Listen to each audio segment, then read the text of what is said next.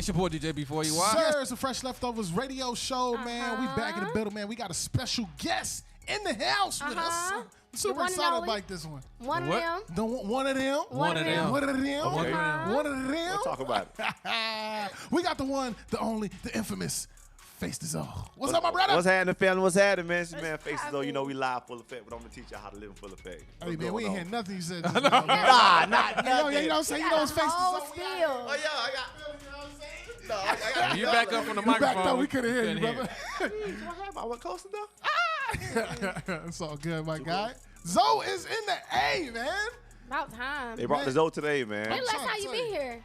It's been a minute. I ain't gonna lie. I think Pastor might party. Oh, October? Yeah. Dang. Yeah, it's been a minute. Dang, that is true. Yeah. Yo, we been was trying to get this since before we went to Orlando last year. Yeah. Since like March. Yeah, it's been a minute. It's probably been a full year. Dang, man, that's what's up, man. So what you been up to, man? You got a whole lot going on. He gave us a little snippet of the testimony, and I was like, man. Okay, Yeah, testimony crazy. It's been this year been crazy since the top of the year. But you know, I just planted Evolve Life Church last year. Oh, we gonna talk about that. We gonna talk about that. We gonna get there. We gonna get there. So we got that going on. I just got added to the Flavor Fest program for Tampa. So I'm kicking that off. Dope. Yeah. I just got a call today for the Christian International Film Festival.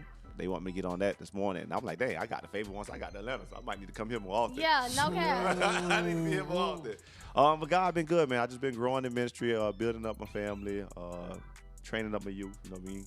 I became a football coach this year, basketball coach, track coach, and to be honest, I wasn't never really good in sports, but God saw fit to put me there. Yeah. So I walk into that authority. You How hear you me? gonna tell the kids if they doing it right? I can teach. I can teach anything. I can learn to teach. It don't look like how it look on ESPN. Listen, Wow. I study. You gotta study, just like they study. Facts. So let's rewind a little bit. Let's rewind. You got an acronym in your name, don't you? Yeah, FACE. FACE. What is the acronym for FACE? So FACE stands for Faith Allows Christ Empowerment. Faith allows Christ empowerment. That was something that God gave me. I was kind of struggling because I was going to rid myself of the name, right? And then God turned a name that I got in the streets. It was a nickname my brother gave me. They used to call me Face Mob.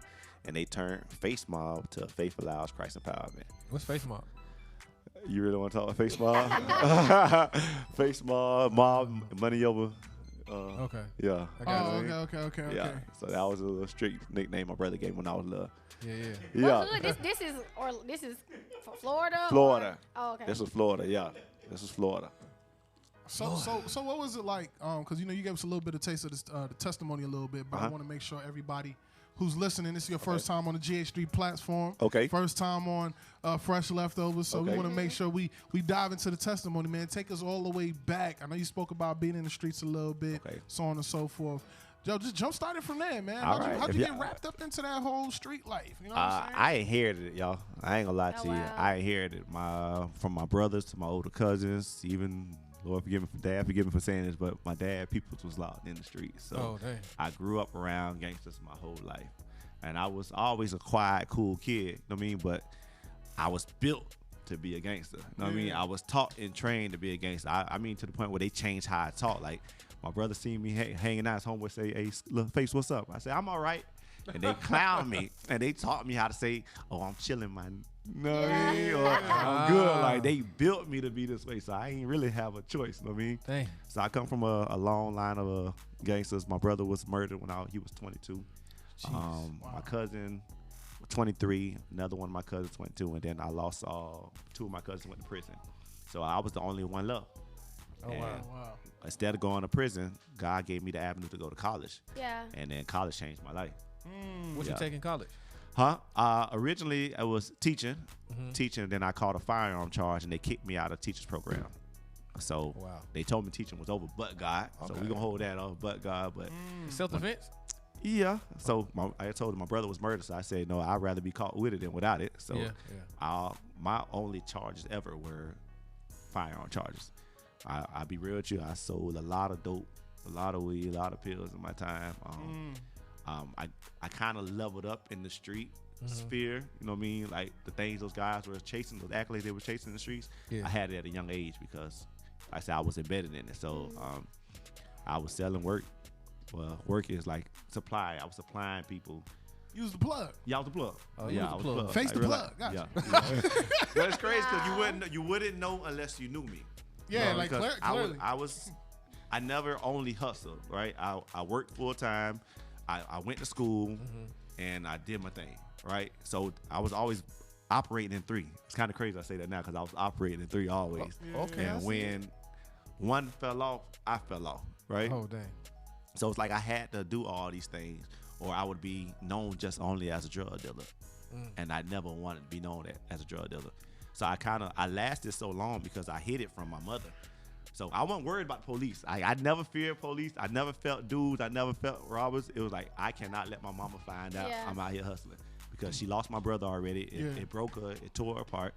I gotta stay under the radar. So my mama want me to go to college. Like she is the reason why I'm in Orlando. Okay. Brief testimony. Talk to. 2006, I was living in Georgia. 2005, 2006, my senior year, I was in Georgia. After I graduated, I was here. I was living in College Park in Riverdale. Okay, that's what I was in Clayco. Yeah, I was in Clayco. Did some dirt in Clayco too. Lord forgive me.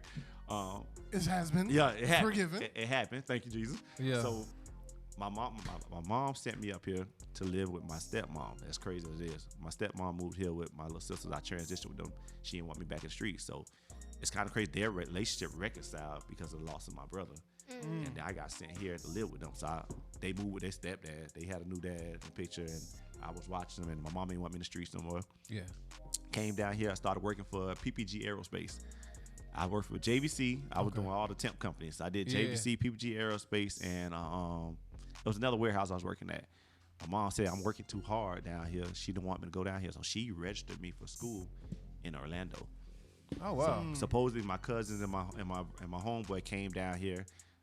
They went to Orlando for the Florida Classic and said they wanted to live there. My brother said after we graduated high school, we was going to come to Orlando and live. So this was it's like my brother planted a seed even before he passed away for me to come to Orlando. So my dad came to Atlanta, said he was going to pick me up, told me to come spend 2 weeks with him in Haiti. My man left me there for Halloween, Thanksgiving, Christmas, and New Year's. God. So you ain't, well, dang. I was there so long, they started calling me deportee, like a deportee. Like they said I was deported. Like I was there so long that I learned the language. So I was raised Haitian, but we never spoke Creole growing up, right? Okay. So it was in Haiti where I learned how to speak Creole. I was 18 at the time. And when they moved me back January 3rd and moved me from Haiti to Orlando. Okay. And that's how I started. So now I'm in Orlando, like, okay, man, you know, I'm still battling the streets, you know what I mean? Thursday, I go back home to go do my thing, but I'm like, hold on, I'm in a whole new city. I took everything I learned from the streets and applied it here. I mean, to the point where, how graphic can I get? Like, can I? Well, like, just even to the science, man. Listen, if I get 4 people that'll buy an ounce a week, that's 4 ounces a week. That's 4 ounces a month. That's a whole pound. For these 4 people, I can sell. You know what I mean? Like, I broke it down to science, mathematics, right? You know Mathematics, yeah. So I started catching the bus. I'm catching the bus, and as I'm catching the bus in Orlando, I'm learning about the Orlando streets, hearing how the people talk, watching how they move. Like, it was one dude who was on the bus even talking about how he robbed people and how he do this, and asked me what color my shoe was, son. I told him, bro, don't even play with me. I just sat here, listen, you don't play with me. I ain't even going. But it's crazy because as I was catching the bus, I was going to Valencia College, and they had something called Talent Tuesday. And Talent Tuesday, it was a dude that resembled my brother before he had dreads. Tall, light-skinned dude with some gold in his mouth. This dude's name was Bless. Lord, I hope he's still alive. Bless was a real street dude who was rapping about God. Oh, wow. And I never heard nothing like this before. Like, he was still active in the streets? He was active in the streets, but trying to come out, and he was rapping about God. Right? He was coming out the world, but he was rapping about God. But like, he was really in the streets, so that's why I said I hope he's still yeah, because he has some stuff going on. You should look him up. I should. I'm gonna do that. Appreciate that. Yeah. So Bless was coming every Tuesday. He'll come rap about God. I'm like, man, bro, dope. And it's like him looking like my brother made me gravitate to him. So he invited me to church one time, and I went and hung out with him at church, and then he just pouring into me. And this is before I really had a God encounter, right? So Bless ended up pulling up on me, and I started trying to write. Oh, wow. The moment I started trying to write about God, I didn't know what it was then, but I went through spiritual warfare. Oh, wow. When I tell you, I was being attacked by hellhounds. You know how you had that one verse you knew your whole life, right? Yeah. So I knew Psalms 23, but I didn't really know what it mean, right? And I remember I was just writing this music about God, and when I go to sleep, the enemy was really like just on my back attacking me, right? So this one night, I had a dream where Satan approached me. Wait. Satan approached me. The actual guy? The guy in my dream. So it started off as I'm in my old neighborhood and I see these puppies. Yeah. I went to go pet these puppies. These puppies turned to hellhounds, and then Satan came up out the ground. So I know my Psalms 23, so I start saying my Psalms 23. He looked at you and said, I know that too. He looked at me and said it with me. Oh, look. My God. He know the word. He said it with me. And then fear just started to overtake. Yeah. Because at that point, what do you do?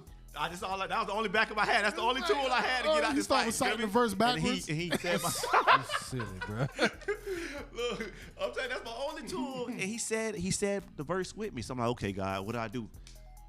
It got to the point where I tried to wake up out the dream, and I was like in a paralyzed state. Yeah, I know what you're talking about. I couldn't move, and I'm trying to fight myself out the room, and I'm just yelling, Jesus, Jesus, Jesus, Jesus, Jesus. Yeah. And then a ball of light just come in my room. Like I see a ball of light. It's like I can see it coming from the sky, and it come into my room. And it's as crazy as it sounds. Like when I was screaming Jesus, Jesus, I couldn't move. I could see my spirit levitating off my body. And it was like he was trying to pull me down. He was trying to pull me down. And as he trying to pull me down, I'm like, Jesus, Jesus, Jesus. And that ball of light just came and pushed me right back in my body. Wow, and that's I woke crazy. Up. And after that, I was like, okay, God, why the enemy attacking me so much? I didn't know then. That's when God was just stirring up this purpose in me, right? He let me know where I was going. But after that, like it kind of scared me away, so I reverted back. I don't want to sleep no more. Yeah, I reverted back to what I know. At this time, I'm just back then. I used to build cars. Like you know how everybody had the cars with the rims and everything. Oh yeah. So Florida too. Yeah. I came up here. I bought some 24s from Young Jock Homeboy. I had some 24 TIS, the ones that they had on the game. I bought them in Riverdale. I had just bought me. I went to the gun range in it's crazy in Orlando.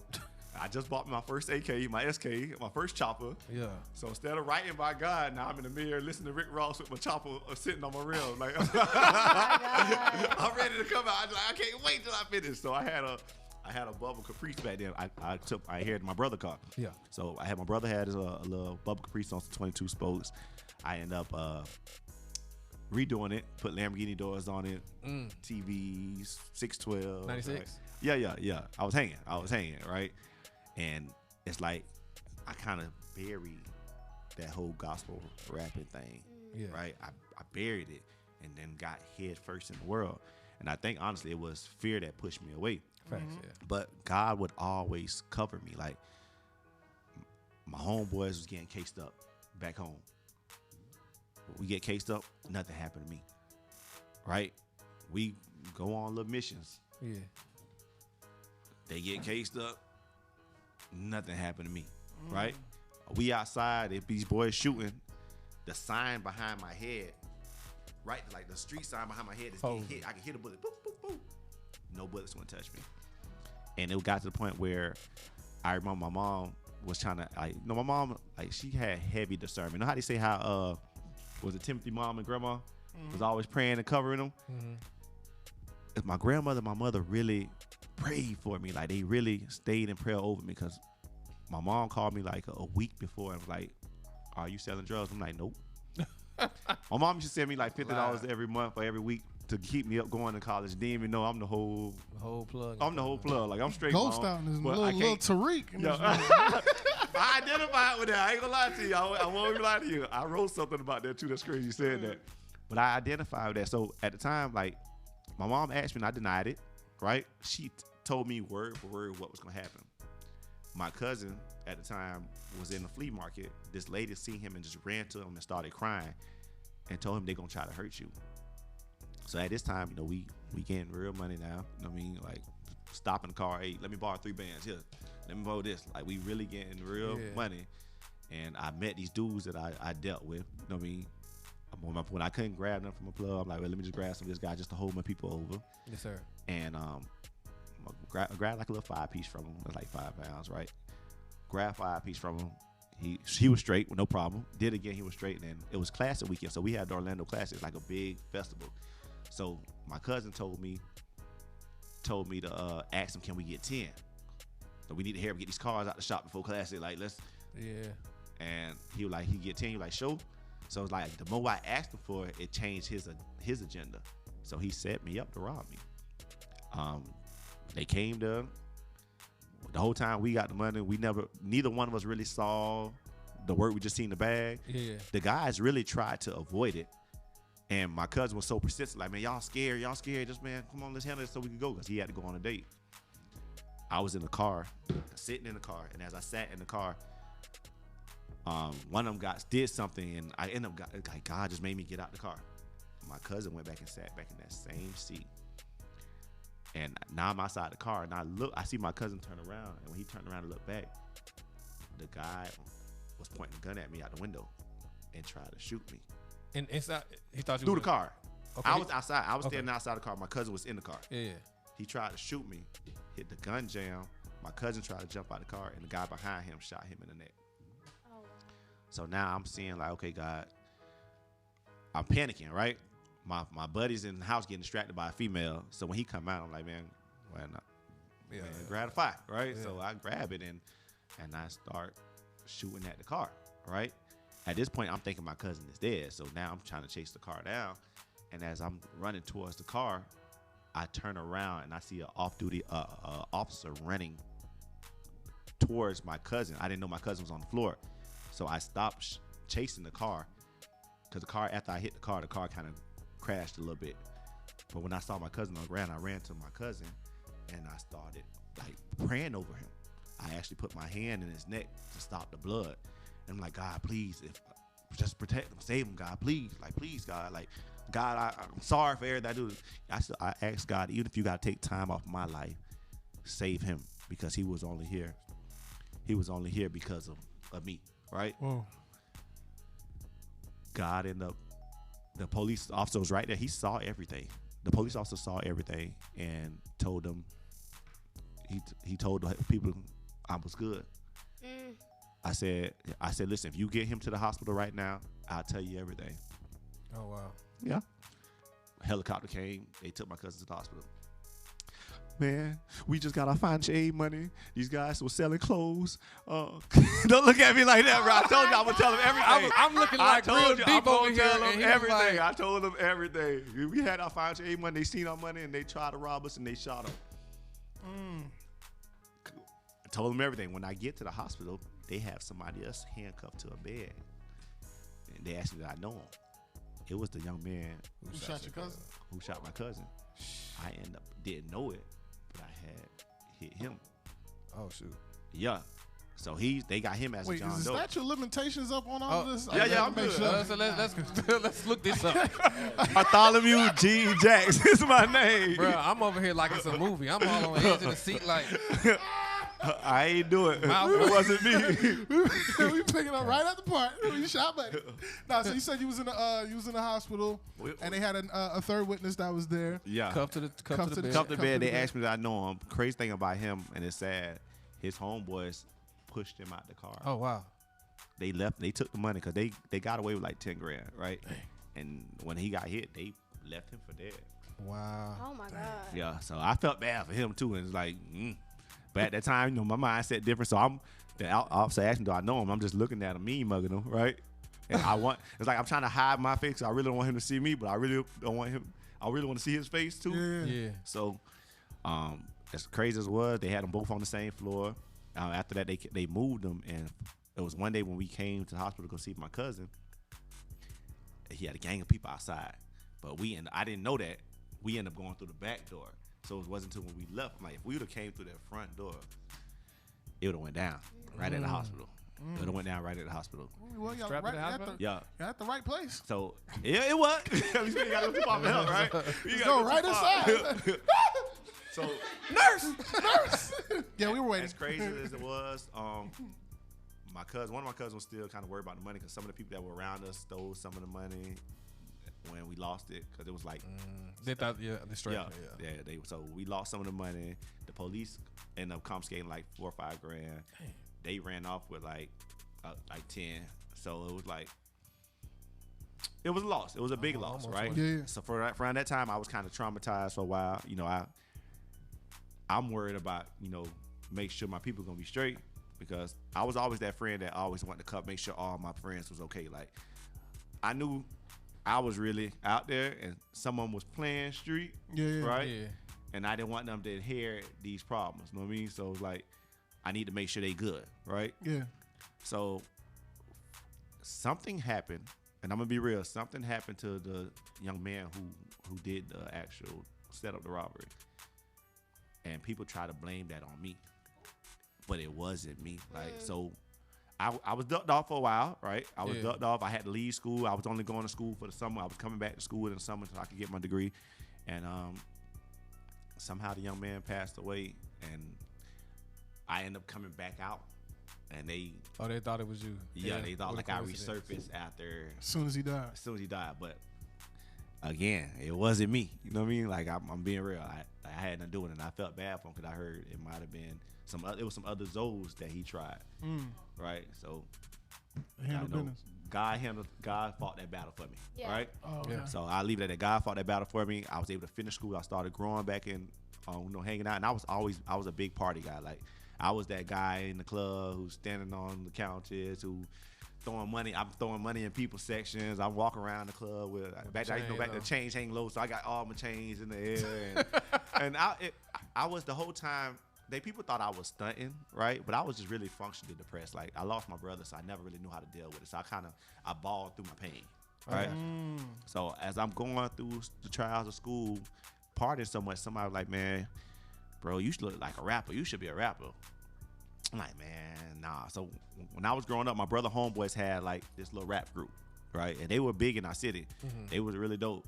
And my brother never wanted to rap. He was always with them, but he always kind of seen like the rap hustle was like a petty hustle, right? Like begging people to buy you stuff. And I understand that. So when I looked at it, I remember just that seed of rapping from my brother. I remember that seed of rapping from my boy Bless.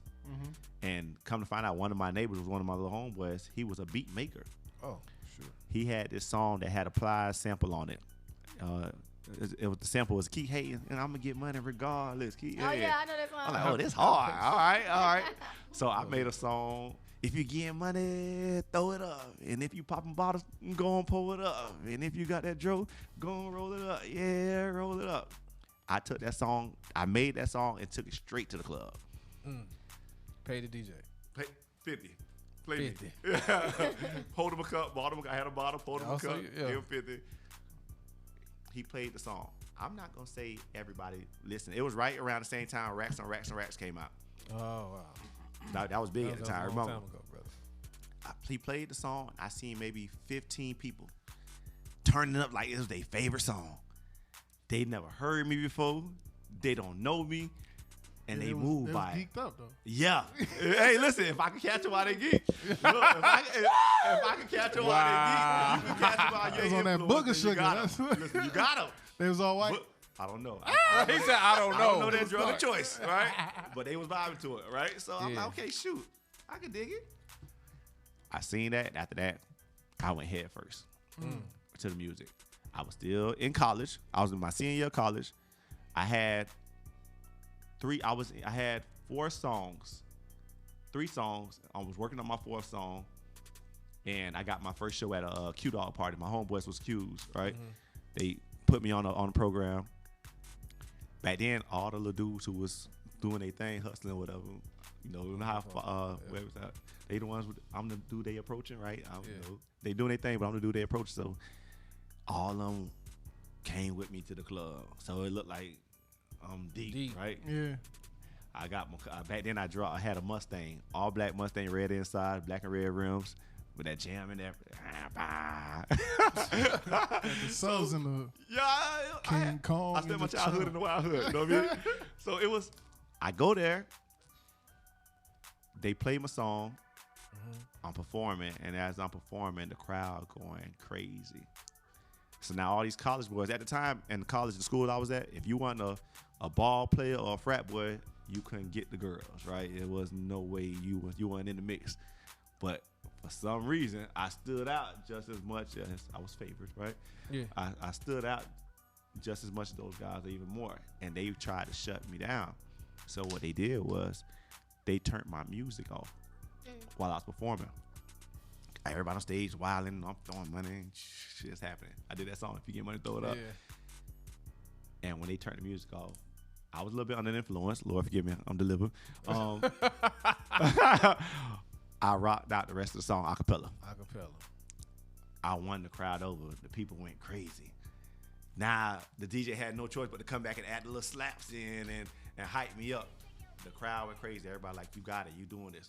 At the time, I opened for this dude named Young Trout and Tom G. And they big Florida artists, where we from. They was cool. They were cool with it. From them seeing me, this is my first time. They didn't know I was just a new rapper. Right. They thought I was already doing my thing. Yeah. Them 4 songs, that stayed with me. After that, I started doing all the shows in the city. My first big show, I opened for Future. I was the only person. Back then, it was these other big group of guys. It was like a group of them. They was doing fraud and they was getting money, right? But I got mine the old-fashioned way. So, well, I was the only person. No offense. I was the only person to be able to captivate the crowd at the club. And this was one of the biggest clubs in Orlando at the time, Firestone. After that, won the people's attention. Music started growing on me. I was doing everything in the city, but the city, I'm not from Orlando. Right, I'm originally from West Palm, and Orlando, they were like crabs in a bucket. They pulling each other down, they beefing. I'm like, while I got this momentum, why sit here and fight for this local stardom where I could travel? So these dudes that I used to do business with, they was already always going to all these big events and traveling. So they took the plug on the road with them. I mean, they took me on the road with them. That's what I heard. Like that's actually that's what I was like. He took the plug. I was like, okay. On the road. And like I said, I never really like, even though I had all this stuff going on, I never boasted. I never really talked about it. Like I wasn't like, if you didn't know, low key, yeah. If you didn't know me, you didn't know. Like I was the same kid. On Tuesday, I might go pick school before I go to class. I'm picking up $1,800 on ice cream day. I'm buying ice cream for all the girls in the student union. You know what I mean? I'm buying ice cream for everybody. We hanging out. Like somebody needs something, I'm gonna give it to you. You know what I mean? Like. I was always a giver even before then, right? And I always loved people. That was always me. Like I love people. I love to see people happy. I love joy. Like I exude that. You know what I mean? Yeah. But true story, man. God was good, bro. After that, I started coming to Atlanta. I came here BET Award weekend. Made a lot of connections. At the time, I was doing this event with this lady PB Brown and I forgot the other lady, 2 Chainz assistant. I'm doing an event, and everybody thought back then I looked like 2 Chainz. So wherever I go, they would call me 2 Chainz, right? And then I met this man, God bless the dead, rest in peace, Clay. Clay was T.I.'s road manager. He's the guy who's always with Lil Duval. Yeah. He invited me to his, he's had these Monday night shows. I forgot it was a big event he used to have on Monday nights, where all the big DJs, Swamp Izzo, DJ Smalls, all these guys were there, and I'd go there, and these dudes started gravitating with me. Like, they started meeting. Like, me and Swamp was talking, and then Smalls wrote me, like, to try to work and stuff, like. But at the time, I had somebody in my head that told me, I don't need the cosign. I could do it myself. And this was the same guy who helped me make all my social media. Like, he helped me with my branding. Like, I was just a dude from the streets who found out I could make music and thought it was fun, right? And came to Atlanta. The guy was interested in helping me out with my music. Started inviting me to different shows. He invited me to a show, and he was shooting a movie with T.I. And then I'm like, bro, you ain't there. But I met one of his right-hand man. He was like, man, I'll take care of you. I'm like, man, bro told me he was going to be here. You know what I mean? The guy took me all around the club, took me to another place. Like, man, if the guy trusts me with his money, I'm worth being trusted. So I ended up going to Magic City, right? I had an event at Magic City. You went where? Magic City. Yeah, the wings. Okay, cool. Did you eat the? I man. I ended up going to. I heard the Magic City wings. He's popping. Yeah, some pepper. Yeah, I was in there, and I, did my perform and had all the women hanging with me. And guy, one of the owners, like, man, I believe in you. One guy even gave me $20 bill. Said, I want to see you make it, right? And he was in there. So he came and apologized to me for not showing up, and he told me he was shooting a movie with Tip. But he got me, hollered at him, and I'm like, man, as a man, I respect a man and they word. Like, you told me you're gonna be here, be here. You know what I mean? I ain't know. But after that, he was talking to me. I was promoting down here. There's a guy named DJ James who was helping me out with all the shows. Like he had me doing like a whole strip club circuit. Yeah. Another guy named T Money that was helping me out. And right when Clay was trying to help me get to the next level, I found out my brother's murderer got out of prison. And I shut down. I was right at my brink of stardom. At this time, I might have skipped this, but I had traveled to France. One of my songs made it to France. Doing festivals at France. I'm in France performing, shooting videos. Like, I don't even know why I came back, to be real with y'all. Like, I heard it's 6,000 different. word for word singing my song. Like, they got me on the radio. Like, it was there. The Europeans really show love. Shout out to DJ Mystical Cut and Doc Hayes. So I end up leaving. I end up leaving Atlanta, and I went looking for vengeance. You were speaking in reference to shutting down after you realized that your brother's killer was released from prison. Yeah. Expound on that for us. It was traumatizing. To be honest, like I grew up with him. I knew him my whole life. So him and my brother were friends. And huh, really? Yeah, they trapped together, lived together, did dirt together, all kind of stuff. Yeah. So when I heard he got out, they said one of my cousins was around the neighborhood, and she was in the car, and he poked his head in the car and looked at her and just like stared her in her face, and she called me crying. So I was in Smyrna at a Red Roof. I just had printed out a fresh 250 pack CDs because I was giving them CDs out. That's how I got known out here. I was passing out CDs. Like I wasn't selling, I'm just giving them out to everybody, right? And when I heard that, it broke me down. I couldn't function no more. And like I was on a circuit, like a little tour circuit at the time. I left and went back home, and I started trying to go get my man, right? I started trying to go hunting. Crazy story, God never allowed me to cross paths with him. Wow. Everyone else saw him, my cousins or something. Like I had arguments with my cousins in prison. My cousin always around. Arguments with him. He telling me like, don't do it. You ain't built for it. We fighting. Leave it alone. He don't want me to be in prison. I'm like, man, forget y'all. It got to be done, right? My cousins telling me they seen them. I'm mad at them because they didn't do it. I'm riding around with guns. My lady at the time would just be praying for me, right? I just wake up and leave. And she's just praying for me, hoping I make it back home. And then there was this one night I was asleep, and I had a vivid dream. Saw the whole shootout between me and him, and even some of my other friends was in there because we all grew up together. So some of my close friends are locked in with them, right? Who I grew up with. And in this dream, I got hit in the crossfire. Dang. I woke up out my sleep, and I could still feel the burning sensation of the bullets. Oh, wow. And my lady at the time, she was I used to call her my B back then, right? And she just laid hands on me and started praying for me out of sleep. Like she didn't even fully wake up. She started laying hands on me, and then she took me to church. When she took me to church, it was like the pastor was talking directly to me. Matthew 5:20, vengeance, thou shalt not kill. Deuteronomy 32:35, thing, vengeance for the Lord. Like he was just shooting all these verses, like he was talking to me, and I kept running back, like trying to ignore it. It wasn't to the point where she brought me to church, and he said, God could change the life of a young Haitian boy from West Palm Beach, Florida. He said it? If you turn away from vengeance. I'm like, who told? Like, you talking to this man? Like, why you telling my business? And I started writing notes from all the church sermons, and I started putting them in the song. I had a producer, Black Beat, shout out to Black Beat in France, sent me a pack of beats. They were in my email the whole year. And I found this email, and I just started writing songs to them. Half the songs was vengeance songs, me coming out of the world. Half the songs was me leaning in with Christ. At the time, I didn't even know gospel hip-hop or Christian hip-hop existed. Somehow, the guy got into some stuff. He went to jail for a little bit. At this time, I'm mad because I felt like I missed him, right? And it pushed me to almost committing suicide. Hey.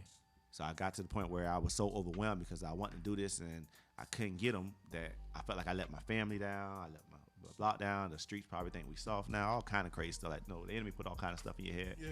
And I remember having my 40 in my lap, and I grabbed it and I pulled it up and I threw it down and I jumped out the car and started screaming out to God. I'm screaming, yelling at God, crying. Like, I don't know what's going on. I thought I was having like anxiety attacks. And I thought it was something in the car because I thought it was like a spirit in the car. I'm trying to rebuke it, but it ain't going nowhere. And I'm just mad and yelling. And everyone I tried to call, no one answered. I called my mom. She called me back. And when she heard me panicking, she told me to go in the store, go buy her a cracker and some juice. And she prayed with me and told me to take communion. Oh, wow. Wow. Yeah. That's crazy. It's like 2 o'clock in the morning now. At this time, I drive back home, and I just had like a little disagreement with my lady. I kind of left a letter too, so it would have, if I'd have did it, it would have seemed like a suicide letter. Yeah. Right?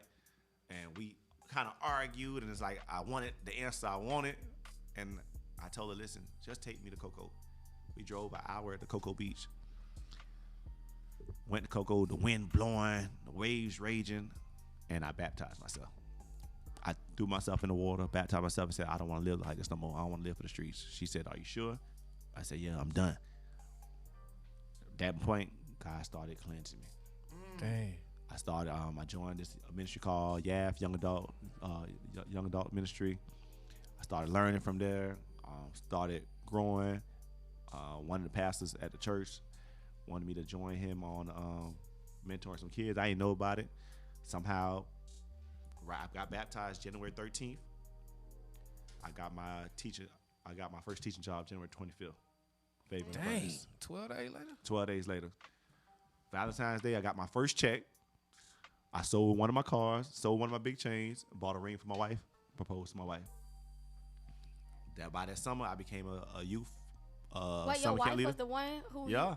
That was your wife? Yeah. Who was there when you got baptized? Wait, that was praying for you? That was Listen. Wow. Listen. That's tough. That's crazy. And think about it, she was one of the ones I never had to lie to about how I was living. Like, I used to go kick it with her. That was like my peace. You know what I mean? Turn my phone off, miss money, miss all the other little girls that was calling me, and I just go kick with my wife. And I used to call her my wife then. She was like, all right, you can keep playing. I'm like, all right. She's like, well, prove it then. All right.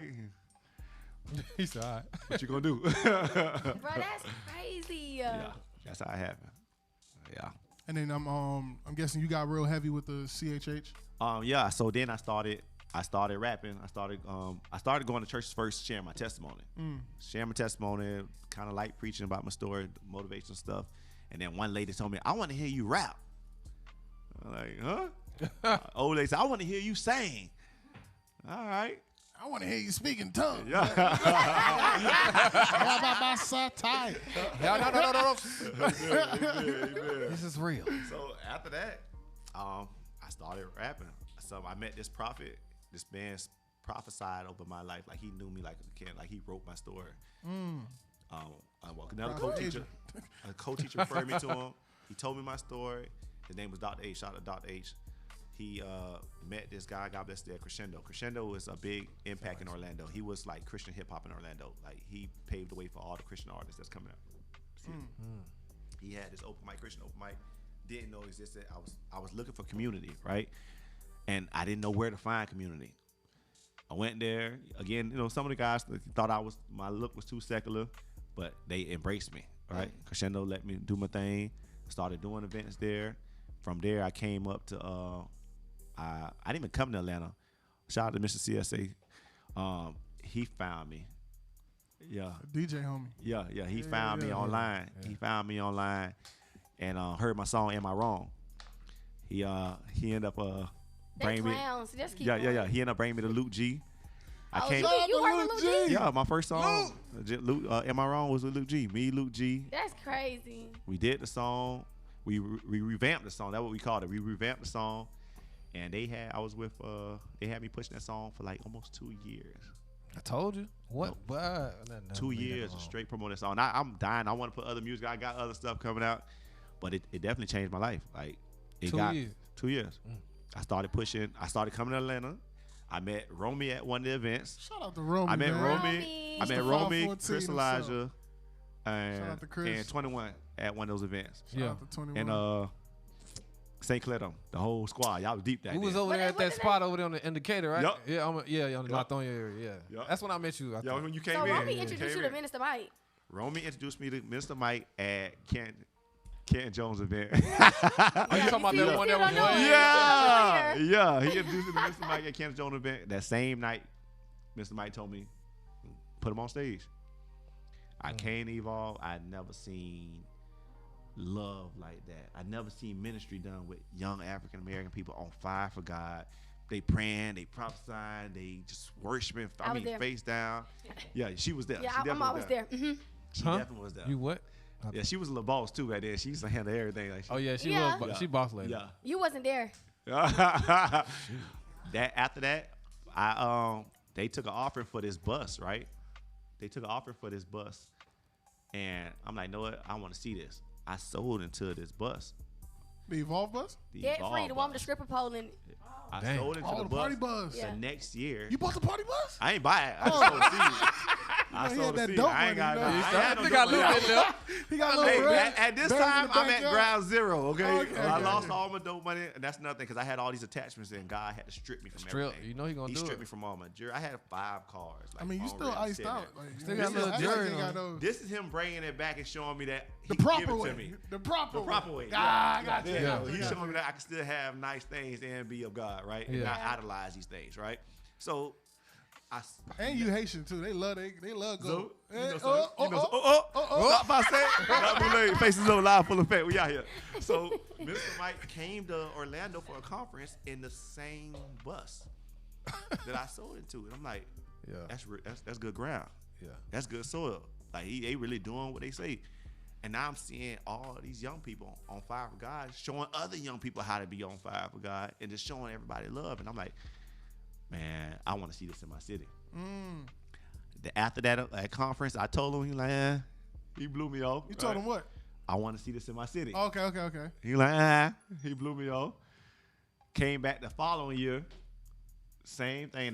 By this time, we built a relationship. I started coming up here, turn up with y'all. Y'all always embraced me. Y'all showed me love. Like it was always genuine. Like I didn't feel out of place. Like you know how you go to some place and you feel like awkward. Like, Nah, at Evolve, it was love. Like from everybody, all walks of life. Like even what's my the little prophet, older head guy? Mr. Adrian. Prophet Adrian. Man, hey, he got a fire in him. Like he. Hey, what? He got. That man called me last night. You had a dream about this. I said, hey. You was there? You were there? How'd you see it? Prophet Adrian could call me. He called me one time at like 12:45. Yeah. I hopped up. I was like, yo, what is God saying? Listen, if he call my phone, I don't care where I'm at, what I'm doing. I'm answering the phone. Yeah. He was on point. And that's the thing. It was people from all walks of life at Evolve. Yeah. I even remember performing there, and a homeless man came in, and he started worshiping. And he like, man, I like you. And you doing like he started really, he was bought in, right? He was bought in. So you can see so much transformation happen there, right? Mm-hmm. You see the deliverance. You see life. People's lives changing there. So I'm like, man, I want to see this in my city. Yeah. I ain't want to just run off with it. You know what I mean? So I hollered at him like, man, hey, listen, this is what I want to do. This is what God been telling me. I was supposed to start a ministry maybe 2 other times, and God stopped it. I ain't gonna say God stopped it. It just didn't work. It didn't work. Timing wasn't right. Yeah, timing wasn't right. The last one we had was me, my little bro Caleb Gordon. That's right. He in Florida too. Yeah, that's my little bro. He just got Genesis, married the other day, Morgan, right? yeah, he did. Yeah. Okay. Shout out to Caleb, man. Shout out to Caleb Gordon, A few man. months now. Yeah, we started something called a move. So I woke up one night and said, God put all their names in my heart. Called them all. We had a meeting. Told them what God said. He said him and his mom had the same vision. We locked in. It was right during the pandemic. We had a release date for the event. Young people on fire for God. We was going to do it. It was called the move. COVID said no more than 25 people in the room. Shut it down. Dang. Oh, my God. COVID happened. Everybody went their separate ways. And then one night, it was in May, God just woke me. I couldn't go to sleep. He woke me up, and I just started making a flyer. I made a flyer with Music with Mo on it, Roman Tillis, and Sam Soul. Those are some artists I was working with in Orlando, like real close with. Yeah. Me and Roman kind of came up around the same time doing what we're doing. We both from Palm Beach, doing Christian rap. And then Sam, I found at a phone store. Mo was one of my students, and I put them on the flyer, and I called it Kingdom Culture, right? I sent it to Pastor Mike. I said, listen, I want to do this. He called me back a couple days later. No, he called me back and asked me about it. it wasn't until I came up here to do an event with him, and while we on stage, after I finished performing, he called me back on stage and say, Zoe about to start Evolve Life Orlando. Oh, you just found out too. Yeah, hold on. Sound like Michael Owens. Whoa, okay, all right. No warning, no nothing. Nothing. That's just like 2 months. At the time, I had an assistant that was helping me with my music, so shout out to Jess. She was helping with my music and my promo and everything. Like, she was running my page for me and everything. And I'm like, listen, we're going to have to pull it back a little bit on me for a while so we could push this ministry. She came on side of me, helped train my girls up to do worship. Originally, we were starting, we were rehearsing for a tour to go back on tour. Didn't know that we was rehearsing to start a ministry. Wow. And then, boom. By July, the A was in the O. Y'all came down. Y'all pulled up deep. I was there, right? You were there. You were there that time. You was there too. You was there. And you were there. Oh, that's when I caught your hat. I came a whole lot of more times than you. You were there.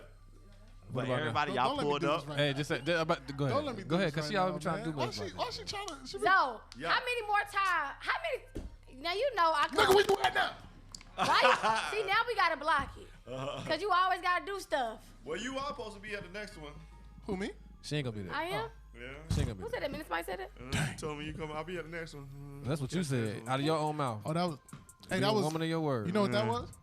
I got Cap. favorite in the You furnace. know that was? Yeah. Cap. That was Cap. Nah, he poured the cap on it, y'all. Y'all got to see it. He poured the cap and slid across the Okay. table. Slide it that way. Slide it that way. Oh. That was Cap. Yeah, she was Cap. Yeah. Whatever. Say less. Say less. So With the Assassin's Creed. as a new youth leader or youth pastor for this extension of Evolve Atlanta, do you feel like any pressure to duplicate what you see, or like how do you one thing Pastor Mike gave me was free range. It's not to necessarily duplicate. It just duplicate the love and what Evolve stands for. You know what I mean? A place to belong before you bleed. So it's not like I got to mimic the whole lineup.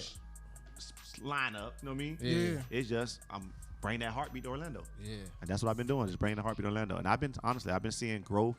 I've been seeing transformation. I've been seeing breakthrough. I've been seeing like real life. It's happening. Like it's really, really happening. Like real impact is happening. I mean, what time your church service start? So our church service is every Saturday, last Saturday of the month right now. Last Saturday of the month at 7 o'clock from 7 to 9:30 p.m. Sometimes we usually go over every time. Yeah. We go over every time. But they don't want to leave. They in the parking lot still talking about it afterwards. That's different. So you got a fairly younger crowd of congregation. Yeah. What's the hardest thing that you have to deal with? They emotions. They hot. Sorry.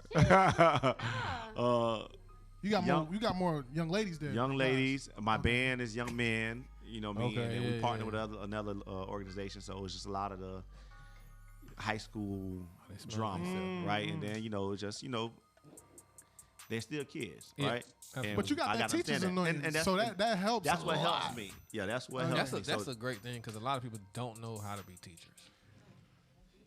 And to be a teacher is a very serious situation. Because I can't play with it. I can't play with them. Yeah. God gave me these kids to shepherd over. I can't lead them the wrong way. Right. I can't. If I do something wrong, God gonna deal with me. Mm-hmm. So I got to make sure everything I do is 100 with them, even just them watching me. You know what I mean? So I just you got to walk in how you talking. Like, no lie. Yeah. So after that, right before I started Evolve, I had just dropped an album called Hope Dealer. So outside of teaching, I mentor as well. So I mentor kids in the urban area on Mercer Drive. Shout out to Marcus, the Hope Dealer. Every Tuesday and Thursday, right? Boys from 5 to 18. So I call the project Hope Dealer because that's what I'm trying to give them hope. I'm trying to get the streets hope. So like God kind of gave me the youth and the streets. And now if I could reach them now at this age, they won't make the same mistakes that we made. Right. They won't fall into the temptations of the world because somebody planted a seed. Yeah. And I ain't God. All I could do is plant the seed. You know what I mean? So from that, just going into the music, I slowed the music down to build a church, but we back at it, man. So I still got favor in the furnace. You hear me? Hey, I understand that.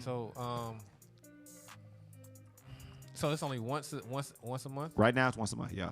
We meet every Tuesday for rehearsal and like Bible studies. I mean, we always kind of throw a little Bible study at the rehearsal. That's what's up. Yeah. So train them. What do you see Evolve Orlando doing, like in the community of Orlando? I think honestly, it's gonna change Orlando. It's gonna change ministry in Orlando, period. Because one thing, we don't operate in religion. It's relationship over religion for us, right? So we're not traditional. You feel me? We don't look like what every other church look like. We don't sound like the average church. I mean, and when you come, it's the presence of God. Like a lot of times, and no offense to any other church, you walk in the church and it's systems. It's like a role. It's like a skit, you know what I mean? But you walk and evolve, like you really have an encounter. Like you really feel the presence of God when you leave. People, you still talking about it after you leave. Like I went to do this house church I do, and this young lady who came to Evolve, she brought some boys there, and she was like, I spent 2 weeks telling everybody about that pastor with that flashy jacket, that flashy shirt, and how impactful the church was, and how the kids were excited. These kids never wanted to be in church, and now they want to come. They took this as their church. They want to be there, and they want to be around you, and they love you, and they love this. And it ain't me. It's God. It's Evolve. This is what we're doing. We evolving together. You know what I mean? So it's been happening. Like I think we're gonna transform Orlando, bro. You gotta. It's gonna be a lot, but you can do it. Yeah, like I said, we've been going through. We have the trials. You know, people coming tugging on us and playing with our members, and voicing people's head, and like the ministry mess is happening. You feel me? But we just press through it. You know what I mean? Standing firm. At the end of the day, I know God gave me a vision, so I got to see it through no matter what. Yeah. Keep yourself surrounded by that wisdom, though. Yeah, definitely. Definitely. Facts. Zoe, man, let them know how they can stay connected with you. Man, y'all can stay. Yeah. Okay, y'all can stay connected with me. My website is lifewithface.com. You can find me on all digital platforms under FaceDaZoe, FaceDaZoe, on all digital platforms. Facts, Tap in with me. And the church's page? Church's page at Evolve Life Orlando. Evolve Life Orlando. I was about to spell it for you, but it's too many letters, and I don't want to fumble on this mic.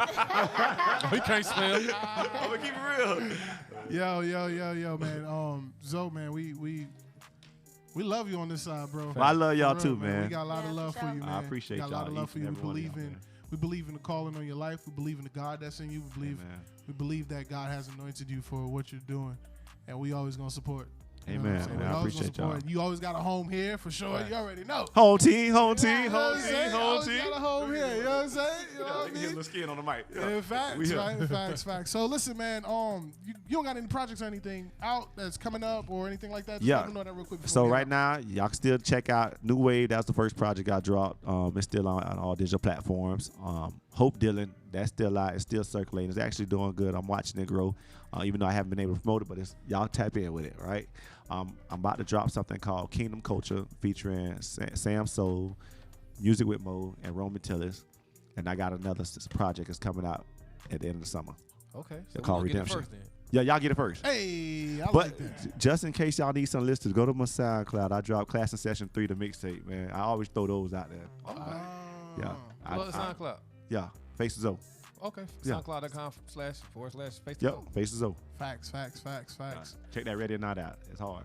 Big facts, man. Look, man. I mean, that was amazing, man. We love you, bro, for sure, man. Make sure Fresh Leftovers Squad, y'all go and tap in with FaceDaZoe on all his platforms. Show him that fresh leftover love. You know what I'm saying? My fault. Go ahead, brother. No, my government is Bartholomew Eugene Jackson. Just make sure y'all remember that. Yeah, I thought you was just playing. Bartholomew Eugene Jackson. Oh man, all right, yo. So if you're googling them, just Google that. Bartholomew. Yeah. Man, tap in with FaceDaZoe, man, on all platforms. Dive into the music. Follow Evolve Life Orlando, man, and just see all the great things that's happening out there. Look, GH3, we out, man. Peace. Catch y'all next week. Y'all stay blessed, man. We out here. What's up, Kingdom? It's your girl, CEO AALIYAH, with the Fresh Leftovers Radio Show. And I just want to remind y'all to make sure that you are tapping into our YouTube channel. I know you love what you just seen. Go ahead and like, comment, subscribe, share, tell your mama, your daddy, your grandma, your sister, anybody you got to tell. Get the word out. Let us be known.